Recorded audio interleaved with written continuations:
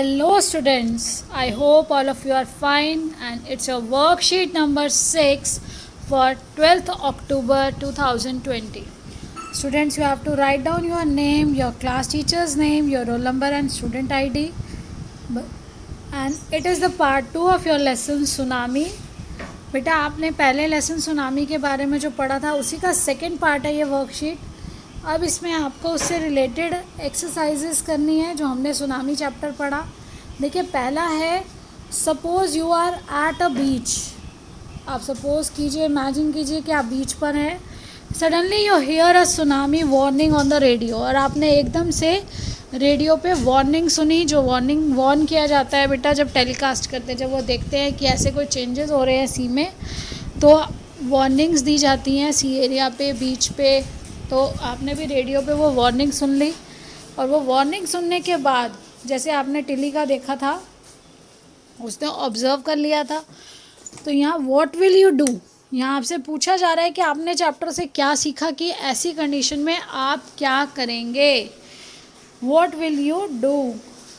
Put a tick mark against the sentences you think you will do or think will help you to escape tsunami.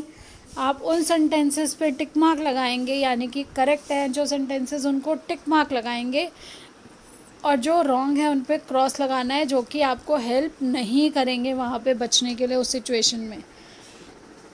तो देखिए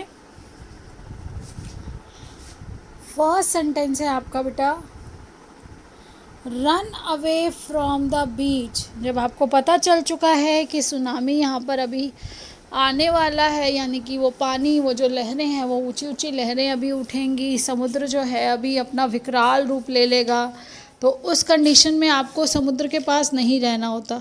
तो अभी यहाँ पर जो कहा गया है रन अवे फ्रॉम द बीच, बिल्कुल सही है। उस कंडीशन में सबसे पहले हमें वो बीच एरिया को छोड़ देना चाहिए, तो ये आपका है करेक्ट। अब इसके बाद देखिए सेकंड है stay on the beach to watch the waves.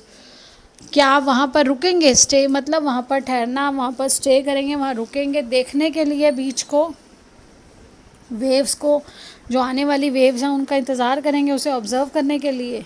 तो ऐसा बिल्कुल भी नहीं है बेटा। अपने लिए ख़तरा लेना, उसके बाद कुछ भी नहीं पता चलता कि वो किस रूप में आती है और आप किस तरह से अपने आप को या किसी को सेव भी कर पाएंगे या नहीं। तो ऐसी कंडीशन में सबसे पहले हमें एस्केप करना है, हमें बीच को छोड़ देना है। तो ये आ गया क्रॉस।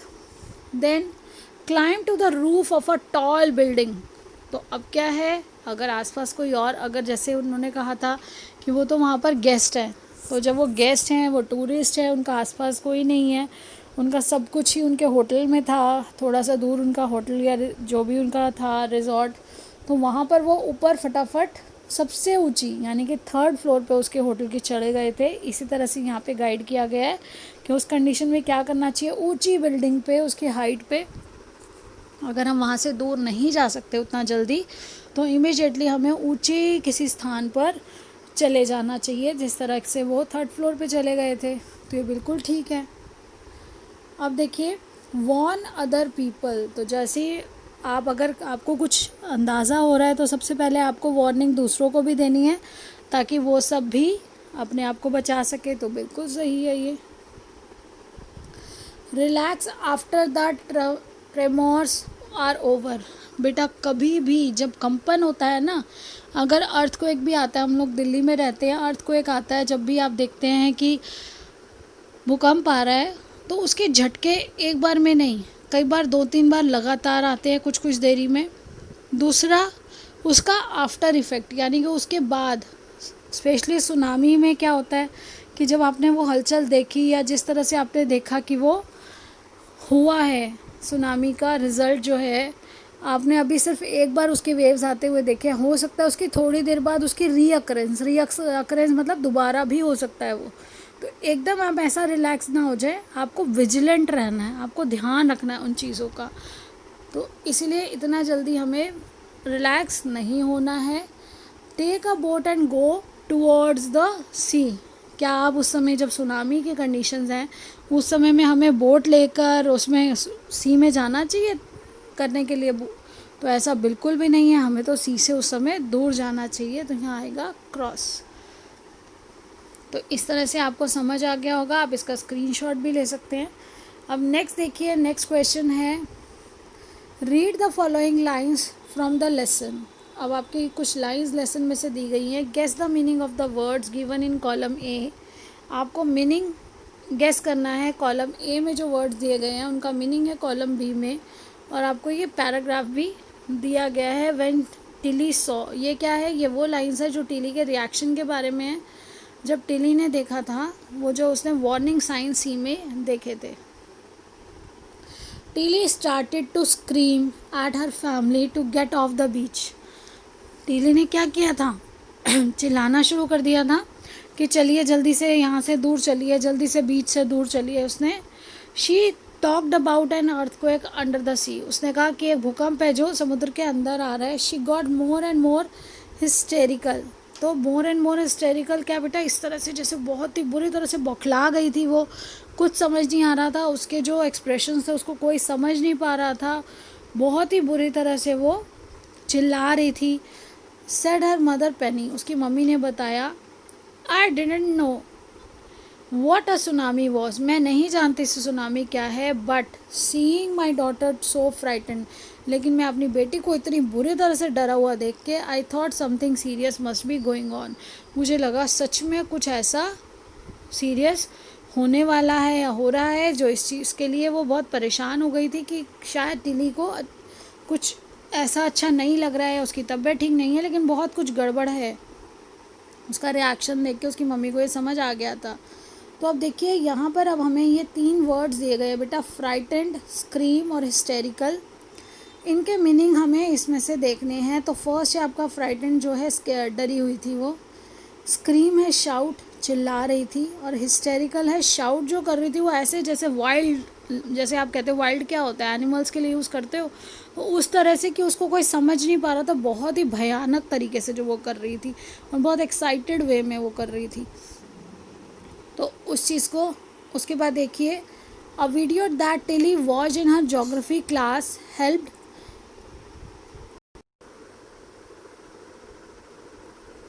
देखिए बेटा, a video that Tilly watch in her geography class, उसने अपनी ज्योग्राफी क्लास में एक वीडियो देखी थी, helped her save many lives. उस वीडियो को देखने से उसने उस चीज़ को पहचान लिया। She wrote a letter to thank her geography teacher, complete her letter using the words in italics. तो अब ये क्या है, टिली ने उसके बाद अपनी टीचर को एक लेटर लिखा, और जो लेटर लिखा उसने वो आपके सामने है, और आपको यहाँ नीचे दिए गए हैं बेटा, ये क्लूज़ दिए गए हैं जो आपको इधर ये इसमें फिल करने थे। मैंने आपके लिए ये फिल कर दिए हैं ताकि आप इजीली उसको कर सके और स्पेलिंग मिस्टेक्स भी ना हो। तो देखिए सबसे पहले तो बेटा क्या होता है, सेंडर्स एड्रेस होता है। ये एड्रेस है जो टिली ने अपना एड्रेस लिखा जहाँ वो रह रही है थाईलैंड में। उसके बाद देखिए बेटा क्या होता है, डेट। उसने पहले लिखा था 2004 में लिखा था, 26 दिसंबर को हुआ था सुनामी, तो उसने 28 को यहाँ लिखा लेटर। इसके बाद हमें यहाँ करना था डियर टीचर। उसके बाद आप देखिए, I am writing this letter to thank you, आपको धन्यवाद करने के लिए मैं ये लेटर लिख रही हूँ। योर वैल्यूएबल लेसन हेल्ड मी, जो उन्होंने लेसन दिया था, टू सेव मैनी लाइव्स, बहुत से लोगों की ज़िंदगी बचाने में उस लेसन ने मेरी मदद की, बहुत वैल्यूएबल रहा वो, क्योंकि वो कहा, उसने जज कर ली थी ना जो सिचुएशन, उसने सी को देखकर उसने उससे रिलेट किया, जो वीडियो में देखा था उसने सबको वार्न कर दिया। I have come to Thailand with my family, मैं थाईलैंड आई थी अपनी फैमिली के साथ, टू सेलिब्रेट क्रिसमस, सेलिब्रेट करने के लिए Christmas. When the tsunami struck me and my family were at the, when the tsunami struck, जिस समय सुनामी आया, जिस समय, तो मैं और मेरी फैमिली कहाँ थे, बीच पे, BEACH, beach. I notice that warning signs in the sea, मैंने वो वार्निंग साइन जो थे वो वही साइन मैंने कहाँ देखे, मैंने सी में भी देखे, वो सी में वो सारी चीज़ें मैंने ऑब्जर्व की। आई स्टार्टेड स्क्रीमिंग, मैंने चिल्लाना शुरू कर दिया, and told everyone to run away from the beach. बेटा RUN, run. To run away, वहाँ से सबको दूर चले जाने के लिए, भागने के लिए बोला बीच में सबको। वी रश्ड, और हम लोग कहाँ पहुँचे, we rushed to the third floor of the hotel where and were saved, और हम सब कहाँ पे भागे, हम सब दौड़कर थर्ड फ्लोर पर चले गए होटल के और सब बच गए।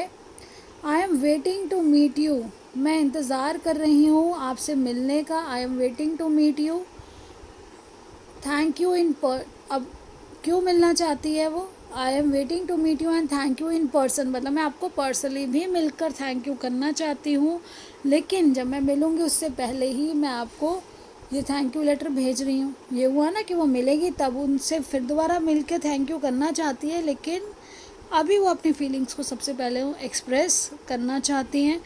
Your sincerely Tilly Smith. तो बेटा इस तरह से ही आपकी वर्कशीट कंप्लीट होती है आज की। और उसके नीचे देखिए हमें एक मैसेज दिया गया है, keep maintaining physical distance of 6 feet और 2 यार्ड्स। ये देखिए, और ये बहुत ज़रूरी है बेटा, कोरोना वायरस से कोविड अप्रोप्रिएट जो हमारा बिहेवियर है, CAB मैसेज, यानी कि कोविड अप्रोप्रिएट बिहेवियर, हमें 6 फीट की दूरी रखनी है एक दूसरे से, और 2 गज़ ज़मीन, आपने सुना है 2 गज़ ज़मीन है ज़रूरी। कोरोना वायरस से बचने के लिए हमें अगर डिस्टेंस, इतना डिस्टेंस हमेशा मेंटेन करना है एक दूसरे से, मास्क यूज़ करना है, और हम सभी मिलकर इसको हरा सकते हैं। और बेटा यही विश करती हूँ कि stay blessed, stay safe and stay healthy and do enjoy your learning, keep learning, send your work on time, समय पर अपना काम करके टीचर के पास भेजिए। खुश रहिए, धन्यवाद।